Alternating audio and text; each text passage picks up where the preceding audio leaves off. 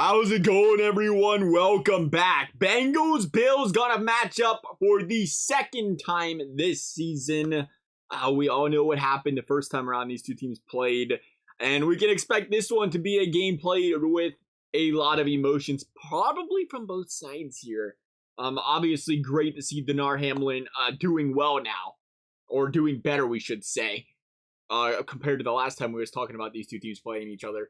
The Bengals, on the other hand, are going to enter this football game probably with a little bit of a chip on their shoulder with the way the NFL handled this situation a couple weeks ago. Not just with the coin flip, but with the fact that they pretty much assumed that the Bills are going to beat the Bengals the last time these two teams faced, because they came up with all these playoff scenarios for neutral playing sites, coin flips for the Ravens, for the Bills, and Chiefs games, but they did nothing for the Bengals-Bills, which in essence, if the Bengals won that game, they'd be playing in Paycor Stadium right now. If the Bills won, they'd still be playing at home. So an interesting dilemma, and a Bengals team that plays really well at the chip on its shoulder. Nonetheless, so one thing you gotta say though, we're Bills-Bengals game. You're gonna attract some Bills fans here as well. Gotta say, gotta love the way that these, not just the Bengals fans, but the NFL community in general just kind of came together here and donated towards Hanlon's charity during that incident.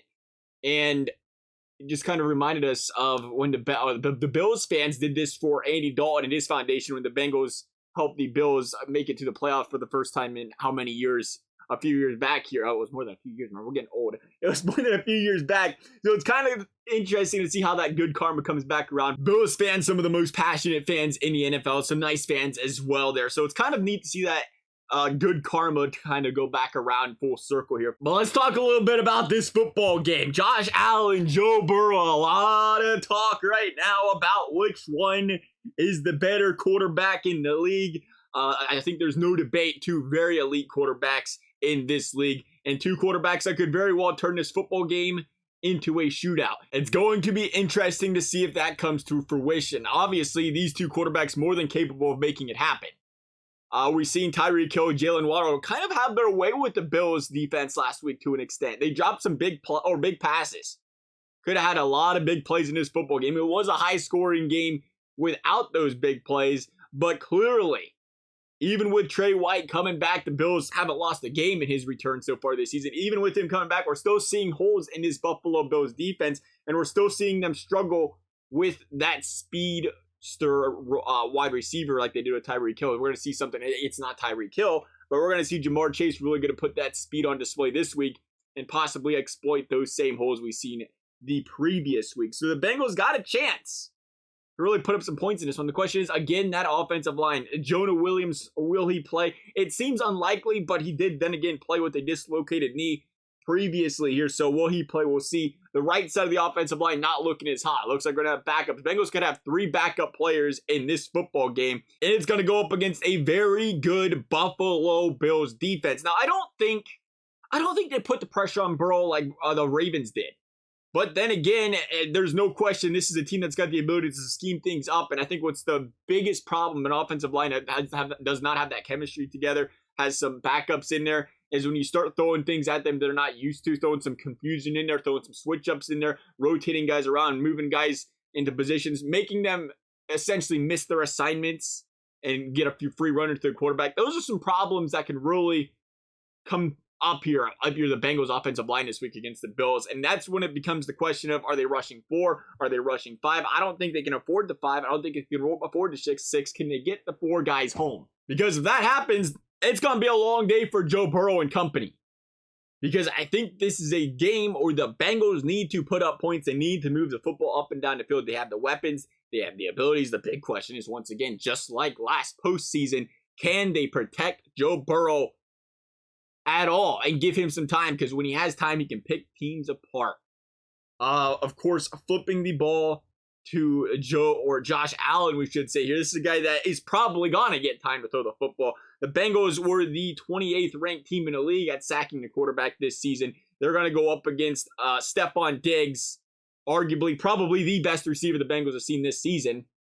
And again, I imagine they're going to have a hard time with him. How healthy is Eli Apple going to be? They're already down Cheeto Awuzie.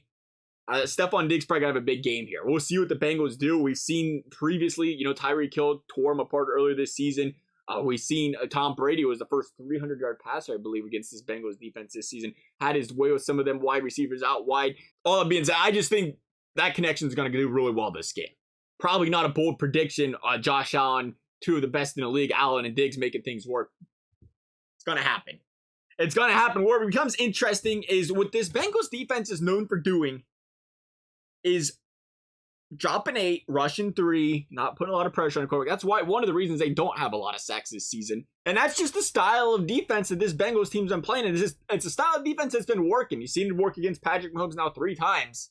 And you would expect them to try that once again against another elite caliber quarterback like Josh Allen. And I think this is a team that says, hey, they're going to give up yards. I think they expect to give up yards. This is a team, let's not just talk about Josh Allen. Cook, Singletary have done a really good job running this football for the Buffalo Bills. I fully expect this team to move the football up and down the field. I think where the Bengals start to stand out on defense, though, is when you get inside the red zone, they start to clamp down, they start to force field goals. If they can do that against Josh Allen and company this week, this Bengals football team has a very good chance to win this game. And I don't think this gets talked about much. We talk a lot about the quarterbacks and the it factor. And there's not a lot of them that have that it factor when it comes to coming into these big games, coming into the playoffs where they really start to excel. They play above their already elite standards and they strive for the big moments. And I think when you look at this Cincinnati, we're not talking about the offense, we're talking about this Cincinnati Bengals defense.